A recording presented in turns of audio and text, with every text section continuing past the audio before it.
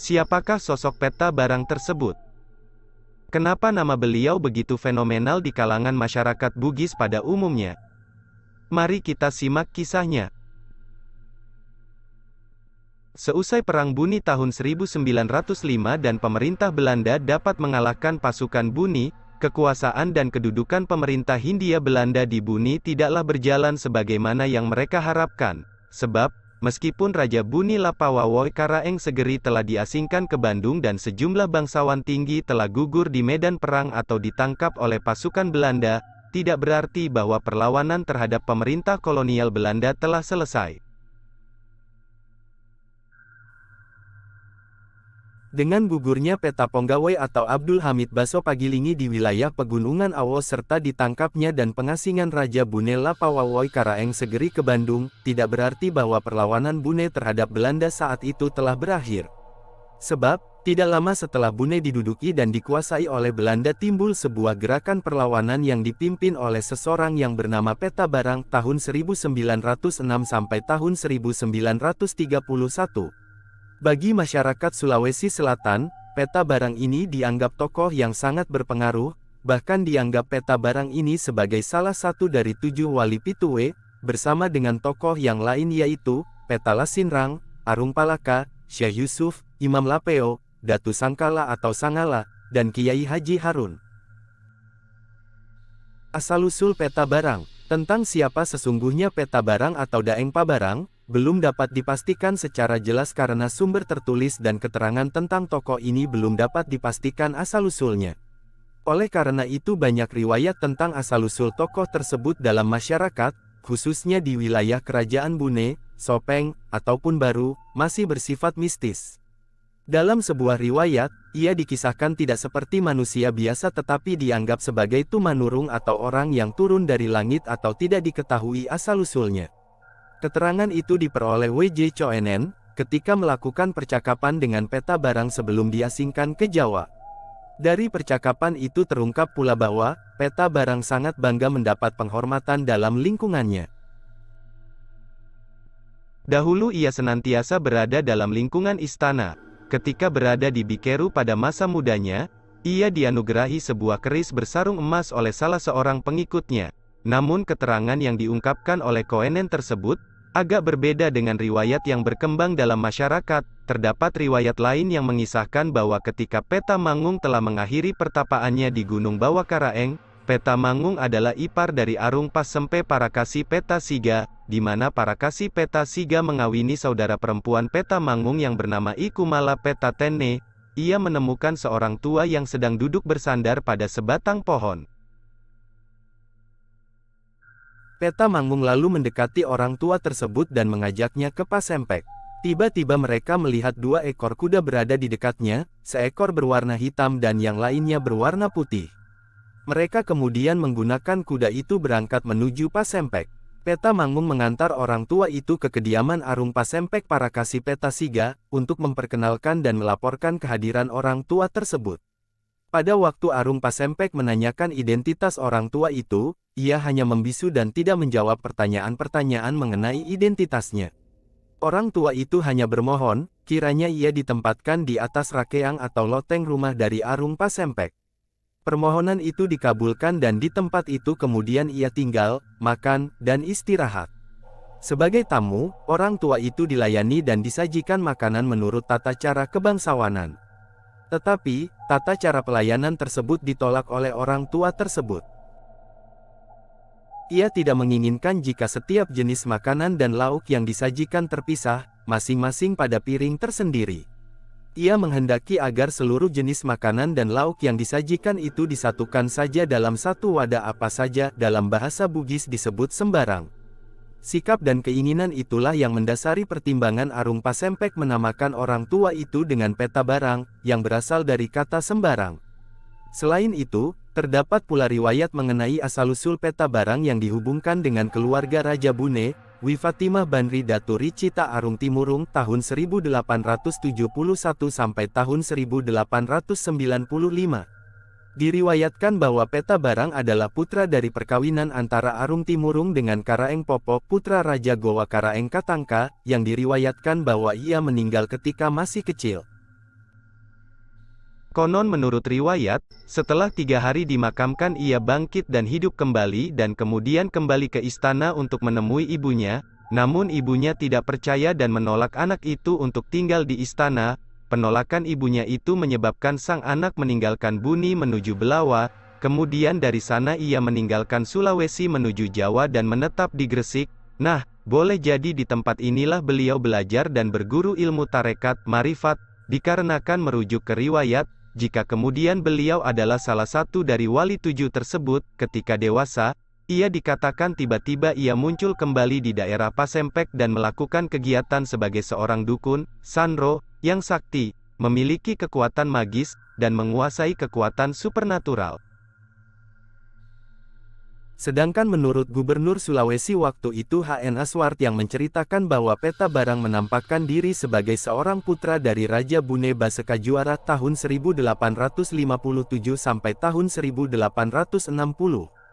Di mana, ia harus berjuang mempertahankan kerajaan Bune secara terus-menerus tanpa mengenal lelah dan tidak boleh berhenti sebelum jatuh ke tangan pemerintah Hindia Belanda, baik dalam keadaan hidup ataupun mati. Sementara dalam laporan serah terima jabatan dari Gubernur Sulawesi A.J.L. Kauferer diceritakan bahwa Peta Barang adalah seorang pemimpin gerakan kerohanian yang memulai kegiatannya sebagai dukun Sanro. Ia berlaga seperti Pamadeng Ruka, putra dari Raja Bune Basekajuara yang gugur di Baju ketika pemerintah Belanda melancarkan serangan militer ke Bune pada 1860. Ia menunjukkan dirinya sebagai saudara laki-laki dari Witenripada, istri dari Raja Gowa Sultan Husain tahun 1895 sampai tahun 1905.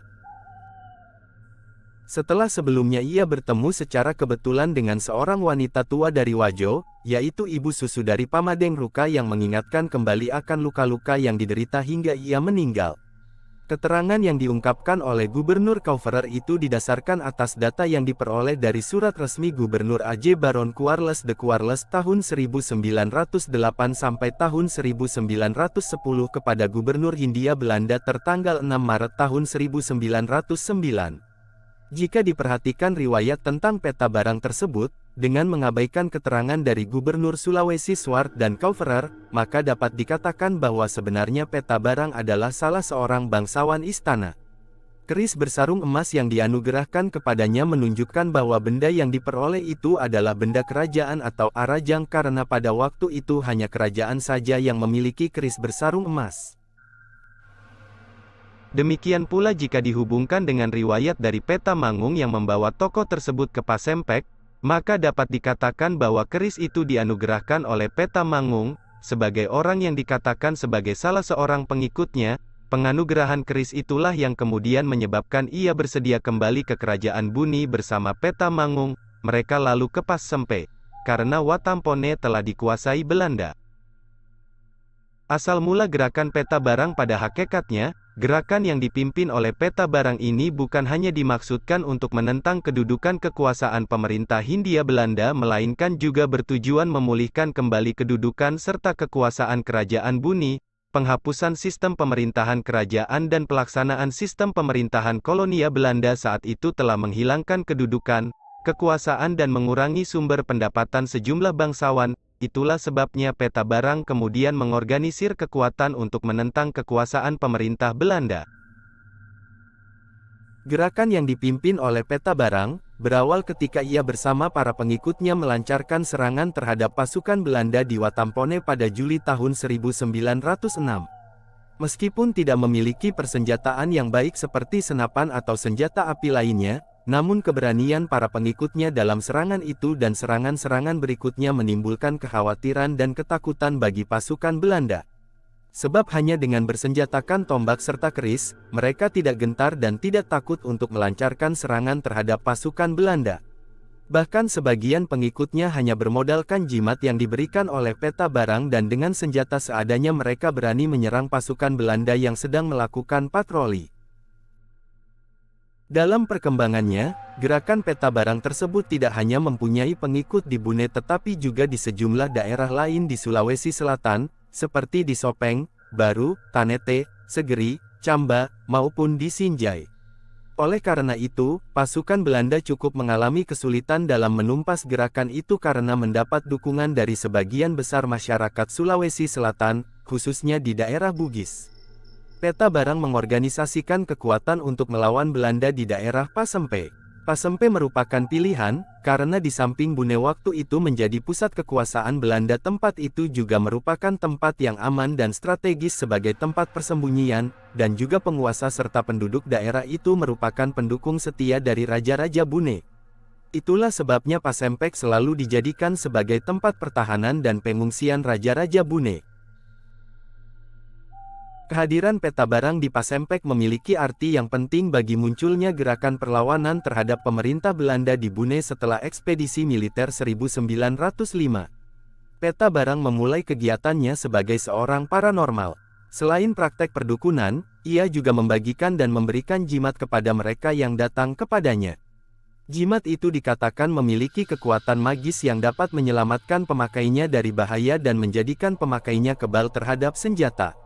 Setiap orang yang datang kepadanya untuk berobat atau meminta jimatnya, Peta Barang diketahui sebagai seorang utusan Tuhan atau waliullah. Ia hadir dan muncul ke masyarakat tidak layaknya seperti manusia kebanyakan, tetapi ia diberi kekuatan dan berkah dari Yang Maha Suci dan Maha Ajaib yang mengitarinya. Pernyataan tersebut menunjukkan kepada masyarakat waktu itu, jika Peta Barang diutus ke dunia ini sebagai pemimpin untuk memulihkan keamanan dan ketertiban demi terwujudnya masyarakat yang damai dan sejahtera. Selain itu, kemunculannya bertepatan pada waktu Bune sudah tidak lagi diperintah oleh keturunan Tumanurung sebagai peletak dasar terbentuknya kerajaan, yang juga memberi arti bahwa ia datang untuk memimpin rakyat mengusir pemerintah Belanda dan mengembalikan kedudukan kekuasaan kerajaan Bune. Pernyataan diri sebagai bukan manusia biasa tersebutlah yang menyebabkan dalam waktu singkat, ia telah berhasil mengumpulkan pengikut dalam jumlah banyak dan dengan mudah pengaruhnya itu tersebar luas. Pengaruhnya tidak hanya dikenal dalam kalangan rakyat biasa, tetapi juga dalam kalangan bangsawan tinggi saat itu. Sebutlah, misalnya bangsawan yang bekerja sama dan membantu perjuangan Peta Barang saat itu adalah putra Ratu Tanete, Latenri Sesu yang sebelumnya membantu pasukan Belanda pada 1905, ternyata kemudian bekerja sama dan turut membantu perjuangan Peta Barang. Orang-orang di Sopeng pada umumnya, mengenal Peta Barang dan kemudian juga mendukungnya. Dukungan juga ia peroleh dari beberapa kelompok lain yang sering menyerang serta mencegat patroli pemerintah Belanda, ada kelompok yang dipimpin oleh Andi Panambong di Sopeng. Menurut laporan Gubernur Coenen, bahwa Andi Panambong adalah seorang pemimpin bandit terkenal di Sopeng. Ia mengorganisir 4 kelompok perampok di Sopeng. Lalu, dukungan juga diperoleh dari gerakan yang dipimpin oleh Nyimpa di daerah perbatasan Bune Selatan dan Sinjai. Nyimpa mengorganisir penduduk kampung Lohe Batu untuk menyerang pejabat pemerintah yang ditempatkan di Bikeru pada 1909. Gerakan yang dianggap didalangi oleh pengikut Peta Barang ini dengan mudah dapat dipadamkan oleh pasukan Belanda yang ditempatkan di Onderafdeling Zuid Bune. Demikian pula halnya dengan gerakan kerohanian yang dipimpin oleh Amboside di kampung Lapajung Onderafdeling Sopeng pada Juni tahun 1911. Pada umumnya setiap gerakan yang diarahkan pada rencana ataupun penyerangan terhadap pasukan patroli Belanda dan bivak pasukan Belanda yang terjadi di Tanete, Sopeng, Wajo, Bune, Sinjai, Segeri, dan beberapa daerah yang dihuni oleh etnis Bugis lainnya dikaitkan dengan gerakan kerohanian yang dipimpin oleh Peta Barang. Bahkan gerakan Peta Barang masih disebut-sebut sebagai ancaman terhadap keamanan dan ketertiban bagi pemerintah Belanda hingga 1941. Bahkan Regensi Geri saat itu, menggabungkan diri secara diam-diam dengannya dan mengirimkan bantuan uang kepada Peta Barang. Dukungan dan bantuan yang diperoleh dari para pemimpin gerakan rakyat dan bangsawan tinggi tersebut yang mendasari pernyataan Swat bahwa semakin bertambahnya pengikut dan semakin luas pengaruhnya, bukan hanya karena perjuangannya dalam menentang pemerintahan Belanda, melainkan yang terpenting adalah jaminan pemodokan dan pangan yang disediakan bagi pengikutnya. Upaya penumpasan oleh Belanda pada awal pergerakan dari Peta Barang, pemerintah Belanda belum berusaha sepenuhnya untuk menangkap tokoh pemimpin gerakan itu. Mereka hanya bergiat mengadakan pengawasan keamanan dengan pasukan patroli. Hal itu berkaitan erat dengan kondisional saat itu, jumlah pasukan Belanda yang tersedia terbatas untuk dapat menjamin keamanan dan ketertiban di wilayah Gouvernement Celebes en Onderorigeden. Sementara keadaan di wilayah ini tidak memungkinkan pemusatan kekuatan untuk menumpas gerakan perlawanan yang bercorak kerohanian yang demikian banyak. Demikian juga terhadap gangguan keamanan akibat kelompok perampok, baik karena tekanan ekonomi maupun sebagai gerakan protes sosial dan politik. Itulah sebabnya Gubernur Swart lebih banyak memusatkan perhatian pada pengawasan keamanan dan ketertiban dan kurang memusatkan perhatian pada penumpasan gerakan perlawanan atau gerakan pengacauan dan tindakan-tindakan yang bertentangan dengan peraturan dan hukum yang berlaku. Demikian pula, waktu Gubernur Sulawesi AJ Baron Charles de Charles Mei tahun 1908 Agustus tahun 1910 tampil menggantikan Gubernur Swart, usaha untuk mengejar dan menangkap Peta Barang kurang mendapat perhatian. Sebab, menurutnya bahwa Peta Barang bukanlah seorang yang berbahaya. Karena itu usaha pengejaran secara khusus terhadapnya dihentikan. Hanya pasukan-pasukan patroli yang berada di setiap tempat diharapkan waspada terus dan jika menemukan dilakukan pengejaran dan menangkap, bukan hanya Peta Barang melainkan juga para pemimpin gerakan kerohanian dan gerakan perbanditan lainnya. Sementara perhatian yang diutamakan adalah perbaikan kehidupan ekonomi dan sosial serta penataan wilayah pemerintahan, misalnya, perbaikan jalan, jembatan, dan irigasi. Pada dasarnya Charles berpendapat bahwa melalui perbaikan penataan wilayah pemerintahan, sarana dan prasarana yang menunjang perbaikan kehidupan ekonomi, akan mampu mengatasi berbagai tantangan dan perlawanan yang diorganisir oleh pemimpin-pemimpin gerakan dan kegiatan-kegiatan yang bertentangan dengan hukum seperti perampokan. Apa yang dicanangkan oleh Charles itu, berhasil mengatasi gangguan ketertiban dan keamanan yang terjadi di Sulawesi Selatan pada umumnya dan Bune pada khususnya. Perbaikan pemerintahan, kehidupan ekonomi, dan sosial berhasil memikat jalinan kerjasama yang baik antara para pemimpin rakyat dan masyarakat dengan pemerintah Belanda. Jalinan kerjasama yang melibatkan para pemimpin rakyat dan masyarakat tersebut, tidak hanya ikut bekerja memperbaiki sarana dan prasarana kehidupan, tetapi juga memberi bantuan dalam usaha menjamin keamanan dan ketertiban. Namun ketika Peta Barang melakukan penyerangan terhadap bivak di Patiro Bulu pada Februari tahun 1908, pemerintah Belanda mulai melangkah untuk bergit menumpas gerakan itu. Untuk itu diperintahkan kepada Letu Pimentel memimpin satu pasukan mengadakan patroli dalam rangka mengikuti, mengawasi, dan menangkap tokoh gerakan itu. Hal itu menunjukkan bahwa pemerintah Belanda masih meragukan apakah setiap gerakan penyerangan terhadap pasukan patroli dan bivak itu diorganisir oleh Peta Barang. Hasil penelitian Pimentel membuktikan bahwa memang benar gerakan itu diorganisir dan dipimpin oleh Peta Barang. Oleh karena itu, dilakukan usaha pengejaran terhadap Peta Barang yang sedang berada di Baru. Pada tanggal 2 April tahun 1908, pasukan patroli khusus yang dipimpin oleh Pimentel melancarkan serangan terhadap Peta Barang. Pada peristiwa itu 5 orang pengikutnya gugur, namun Peta Barang berhasil meloloskan diri. Karena itu usaha pengejaran terus dilakukan di Baru dan Sopeng, yang dipandang sebagai tempat persembunyian Peta Barang bersama para pengikutnya. Selain dari itu juga adanya kerjasama Belanda dengan beberapa petinggi bangsawan kala itu, sehingga setiap persiapan gerakan rakyat dengan mudah dapat dipadamkan sebelum meletus karena dengan segera akan dilaporkan kepada pemerintah Belanda, misalnya saja gerakan Matoa Baringeng pada September tahun 1910. Peristiwa itu bermula ketika Matoa Baringeng berhasil mengambil Arajang Lamuru pada waktu Datu Lamuru diturunkan oleh pasukan Belanda. Arajang itu kemudian disembunyikan di rumah salah seorang anak dari Madanrang Patojo. Setelah terbentuknya pemerintahan baru di Lamuru, penguasa Lamuru kemudian meminta agar Matoa Baringeng menyerahkan Arajang itu kembali kepada pemerintah. Permintaan itu ditolak oleh Matoa Baringeng dan berkat hasutan dari Madanrang Patojo, Arajang itu dipertahankan dan berusaha memindahkannya ke kampung Enrekeng, Lamuru.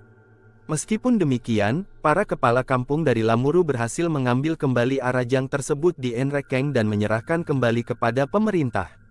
Dengan sebab itu, Matoa Baringeng dan Madanrang Patojo kemudian merencanakan penyerangan terhadap pemerintah Belanda di Lamuru. Peristiwa itu dapat dipadamkan berkat kerjasama antara pemerintah Belanda dengan para kepala kampung dan rakyat. Bahkan peristiwa itu dalam waktu singkat dengan mudah dapat diselesaikan, tanpa terjadi korban harta dan jiwa berkat kerjasama yang telah terjalin antara pemerintah kolonial Belanda dengan para pemimpin atau kepala-kepala kampung. Nanti, setelah W.J. Coenen menjadi gubernur Sulawesi Agustus tahun 1910 Oktober tahun 1913 usaha mengatasi berbagai gerakan perlawanan dan gangguan keamanan kembali menjadi perhatian penting dan diarahkan pada tindakan militer. Demikian pula halnya dengan gerakan Peta Barang, sebab menurutnya ia merupakan seorang tokoh yang berbahaya. Peta Barang memiliki pengaruh yang sangat luas dalam kalangan masyarakat Bugis dan Makassar saat itu, baik dalam lingkungan bangsawan tinggi, kepala-kepala kampung maupun masyarakat umum. Ia merupakan seorang tokoh yang berwibawa, dan oleh masyarakat dipandang sebagai seorang tumanurung. Karena itu, menurut Coenen gerakan itu harus dibinasakan dengan kekuatan militer. Ia memerintahkan dilakukan patroli militer khusus untuk mengejar dan menangkap Peta Barang. Pengejaran yang kemudian dilakukan oleh pasukan Belanda itu menyebabkan posisi Peta Barang semakin terdesak. Dalam keadaan itu, ia akhirnya berusaha menggabungkan diri dengan kelompok Andi Panambong, yang selama itu mengorganisir kegiatan perampokan di Sopeng. Penggabungan itu memberikan dorongan keberanian kepada para pengikut Andi Panambong untuk melaksanakan perampokan secara terang-terangan. Namun kegiatan perampokan itu memudahkan bagi pasukan Belanda, sebab dengan mudah dapat mengetahui tempat persembunyian Peta Barang serta Andi Panambong. Oleh karena itu pasukan Belanda melancarkan serangan terhadap tempat persembunyian Peta Barang dan Andi Panambong di wilayah Onderafdeling Sopeng pada tanggal 30 Agustus tahun 1912. Dalam penyerangan itu Peta Barang berhasil meloloskan diri, namun Andi Panambong sendiri gugur bersama beberapa orang pengikutnya. Kematian Andi Panambong itu berakibat hilangnya kekuatan dan dukungan masyarakat terhadap Peta Barang dalam melanjutkan perlawanan. Ia selanjutnya mengungsikan diri ke hulu Sungai Walimpong. Di tempat persembunyian itu, sekali lagi ia diserang oleh pasukan Belanda. Dalam penyerangan itu, ia kembali berhasil meloloskan diri. Dan pada bulan Mei tahun 1913, Datu Cita berhasil mengetahui tempat persembunyian Peta Barang. Datu Cita selanjutnya mengorganisir patroli rakyat yang langsung di bawah pimpinannya untuk mengejar dan menangkap Peta Barang. Datu Cita terlebih dahulu memisahkan Peta Barang dengan para pengikutnya. Oleh karena itu, Datu Cita berhasil menangkap Peta Barang di tempat persembunyiannya di Aletinco Onderafdeling Sopeng pada tanggal 5 Mei tahun 1913. Untuk selanjutnya Datu Cita mengantar Peta Barang ke Watan Sopeng dan menyerahkannya kepada pejabat Sivile Geza Geber. Peta Barang kemudian diajukan ke Pengadilan Bumi Putra di Watan Sopeng. Ia dinyatakan bersalah melakukan komplotan untuk menjatuhkan pemerintahan Belanda. Sebab itu, pengadilan memutuskan dan menjatuhkan hukuman 20 tahun penjara. Surat keputusan Pengadilan Bumi Putra Watan Sopeng tanggal 15 Mei tahun 1913 nomor 11. Setelah dijatuhi hukuman, Peta Barang selanjutnya dibawa ke Makassar untuk dipenjarakan. Akan tetapi, karena Gubernur Coenen yang sejak awal memandang Peta Barang sebagai seorang tokoh yang berbahaya dan merasa khawatir jika dipenjarakan di Makassar, maka, ia tidak mempercayai sepenuhnya pengawasan petugas penjara terhadap Peta Barang. Coenen khawatir kelak Peta Barang masih dapat meloloskan diri dari penjara. Untuk itu, diputuskan untuk mengirim Peta Barang ke Batavia. Pada tanggal 7 Juni tahun 1913, Peta Barang diberangkatkan ke Jawa. Sementara menanti keputusan penentuan tempat pengasingannya, Peta Barang akhirnya meninggal sebagai seorang tawanan dalam penjara. Namun sebagian besar masyarakat di daerah Bugis tidak percaya tentang kematian itu, terutama di kalangan pengikut dan keturunannya, sehingga beberapa rumor serta riwayat yang berkembang di masyarakat yang bersifat mistis dan gaib, termasuk merujuk ke gelar yang disematkan oleh masyarakat seperti Peta Turi Sapai karena konon saat beliau ditangkap dan akan dibawa ke penjara beliau tiba-tiba menghilang di atas kudanya. Setelah menghilang di atas kudanya, Peta Barang muncul kembali di daerah baru. Ada juga yang beranggapan bahwa yang ditangkap oleh Belanda itu bukanlah Peta Barang, melainkan muridnya yang bernama Guru Sabang. Wallahu alam bizawab.